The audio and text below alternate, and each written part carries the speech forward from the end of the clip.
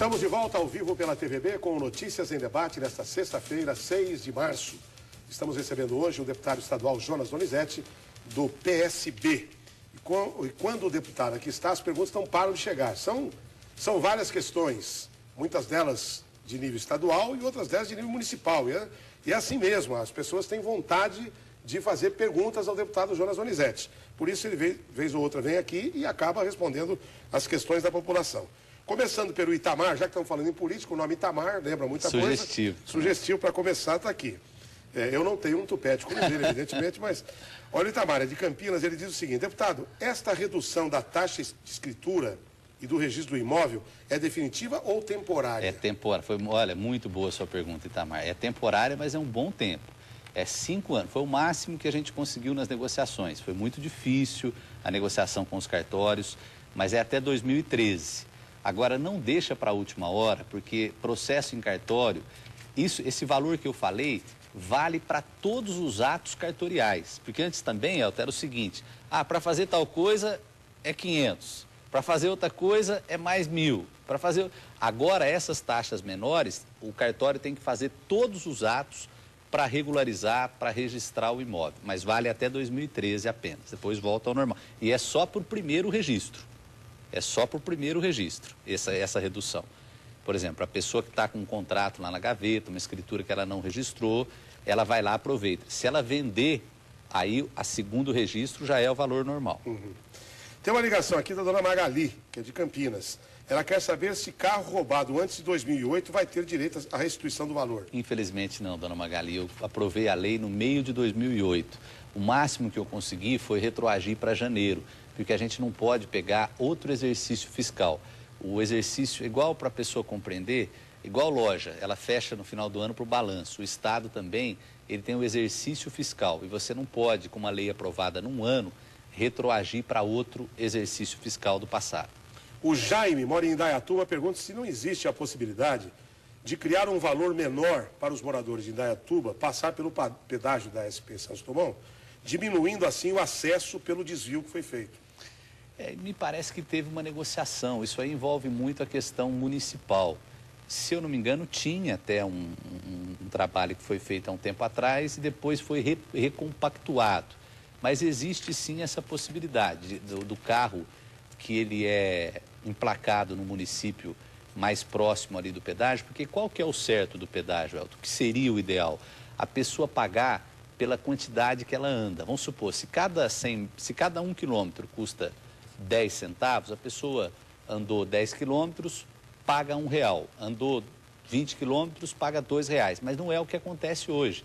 Você vê a pessoa que vem de Indaiatuba para Campinas, uma distância curta, ela paga o pedágio cheio, um preço caro, né? E muitas dessas pessoas fazem essa vida todos os dias, vão e voltam todos os dias, muita gente, né? Então, existe sim essa possibilidade, mas tem que se envolver aí o poder público municipal na negociação. O Eugênio, também de Campinas, ligou perguntando o seguinte: a redução do valor de despesa do registro do imóvel é só para a escritura ou vale também para o registro? Não, vale também para o registro, mas é só o primeiro e tem também um valor limitado. Não é para todo imóvel, não. São imóveis assim de interesses sociais. Imóveis financiados pelo Fundo de Garantia, imóvel até uma faixa de valor. Imóveis muito luxuosos, eles não estão dentro dessa... Você viu quanta pergunta sobre essa questão? É um assunto interessante. Isso, né? Aí tem muito imóvel. A maioria dos nossos imóveis hoje estão numa situação irregular. É bom que as pessoas aproveitem e, mais do que isso, eu falei lá no dia da cerimônia, cobre a prefeitura da sua cidade, a parte de regularização, secretaria de planejamento, porque a prefeitura ela pode fazer um convênio, esse convênio chama-se Cidade Legal. E alguns casos de imóvel de Coab CDHU, no caso da CDHU, na lei que nós aprovamos, a própria Secretaria de Habitação vai bancar esse valor, porque é o correto. Por exemplo, a pessoa está comprando um imóvel, ela tem que comprar um imóvel com a documentação em ordem. Então, tem muitos conjuntos do CDHU, Elton, que foram vendidos e a documentação não está em ordem. Então, nesse caso, a própria Secretaria de Habitação do Estado vai pagar. E alguns imóveis da Coab, a responsabilidade também pode ficar por conta da prefeitura. E como o senhor disse, é uma questão de segurança para a família, né? Ter a escritura do bem que a pessoa tem. É verdade. A Maria, de Campinas, Ela gostaria de saber se o senhor sabe se as casas da FEPASA no Jardim Bandeirantes, próximo ao Jardim Tavares, serão retiradas dali ou não. Tem alguma informação, deputado? Maria, eu ouvi também que vai ter essa transferência, mas como eu não sei te precisar como, quando, eu vou te pedir uma gentileza. Para você entrar em contato comigo no meu escritório, o telefone é 3236-5175. Eu também vou ficar aqui com a tua ficha, depois o Elton sempre algumas questões, até quase todas as fichas, né, Elton, você passa para a gente no final. Elas. E eu vou te dar uma resposta com mais precisão. A Regina de Campinas quer saber uma opinião do deputado Jonas Donizete. O que o senhor achou do Fernando Collor ter sido eleito para cuidar das contas da União e do PAC? Quer dizer, também não precisa ser tão assim direta, né? Ele é presidente da Comissão de Finanças do Senado. Olha, Elton, na verdade, eu ouvi uma entrevista do Collor, eu acho o Collor uma pessoa inteligente. Independente, sabe, de tudo que aconteceu no passado, eu sei que muitas pessoas, ao formular essa pergunta, esperariam de mim até uma resposta raivosa com relação a ele. Agora, eu acho que ele errou, né? Foi algo muito... tinha 40 anos quando foi presidente da República, era uma pessoa... Eu acho, inclusive, que a gente tem que pôr um limite de idade. Tem limite de idade para ser senador. Ninguém pode ser senador com menos de 35 anos. E não tem para ser presidente da República.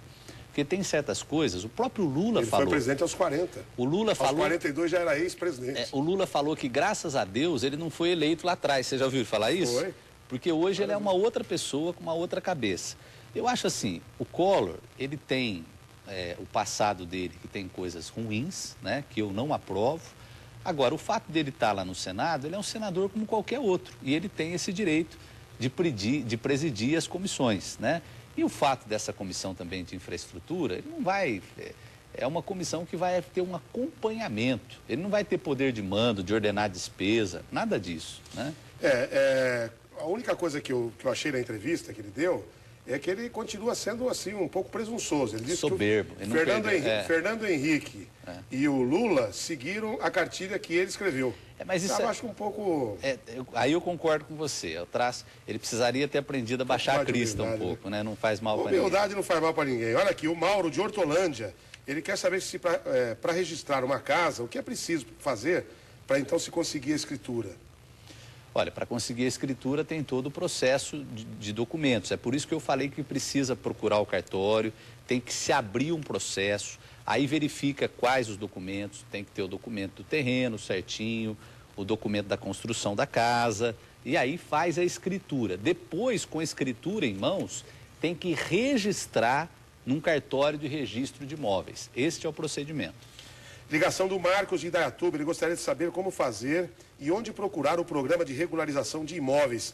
Esse programa é válido para todos os municípios? Ele é de onde? Indaiatuba. É válido para todos os municípios. Pode procurar. Se eu não me engano, o secretário lá de Indaiatuba estava inclusive presente nessa audiência que nós tivemos em São Paulo. Mas é válido para todo o estado de São Paulo. Serão cerca de 800 mil imóveis que serão abrangidos por essa lei. Como funciona a pessoa que tem um carro e gostaria de devolver o carro porque não tem condições de pagar mais? Como é que ela faz para resolver isso? É o que pergunta o Washington aqui de Campinas. Washington, na verdade, você teria que procurar aí o órgão financeiro, a financeira que financiou o teu carro, tentar um acordo. Mas eu acho difícil, o que acontece muitas vezes é quando a pessoa para de pagar, o banco toma o carro, né? Mas aí não é um processo de negociação, isso tem acontecido muito. Você vê esses financiamentos aí a perder de vista, às vezes a pessoa fica numa situação que ela não pode pagar e conforme aí o banco, o carro ele está alienado, né? E aí tira o carro e você ainda fica devendo o que você está devendo lá. Exatamente.